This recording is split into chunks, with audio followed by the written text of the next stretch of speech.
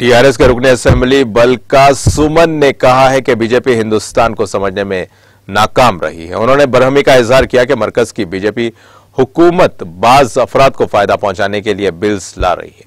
उन्होंने मरकजी बिजली तरमीमी बिल के नताइज पर कानून साज असेंबली में मुख्तसर बहस शुरू की। उन्होंने कहा कि मुत्तहिदा रियासत आंध्र प्रदेश में सूरत हाल ये पाई जाती थी कि न जाने बिजली कब आएगी और कब जाएगी। इस सूरत हाल से ज़राअत और सनअतों को बुरी तरह नुकसान पहुंचा। उन्होंने कहा कि वज़ीर आला के चंद्रशेखर राव मुत्तहिदा रियासत में हुई गलतियों को दुरुस्त कर रहे हैं।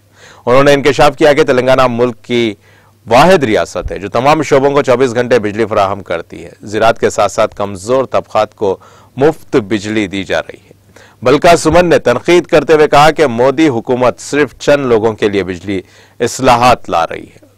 लोग मरकजी साजिशों को जानना चाहते हैं। उन्होंने कहा कि उत्तर प्रदेश और आंध्र प्रदेश में ज़राई मोटरों के लिए मीटर लगाए जा रहे हैं। उन्होंने कहा कि चंद्रशेखर राव वाहिद वजीर आला है जिन्होंने कहा है कि जब तक वो जिंदा है रियासत में ज़राई मोटरों के लिए मीटर नहीं लगाए जाएंगे। उन्होंने तनकीद करते हुए कहा कि मरकजी हुकूमत तमाम शोबों को नुकसान पहुंचा रही है। उन्होंने निशानदेही करते हुए कहा कि वजीर आला के चंद्रशेखर राव के पास नामुमकिन को मुमकिन बनाने की कुव्वत इरादी है। उन्होंने कहा कि पूरा मुल्क चाहता है कि चंद्रशेखर राव बीजेपी को मुल्क से भगाने के लिए क़यादत संभालें।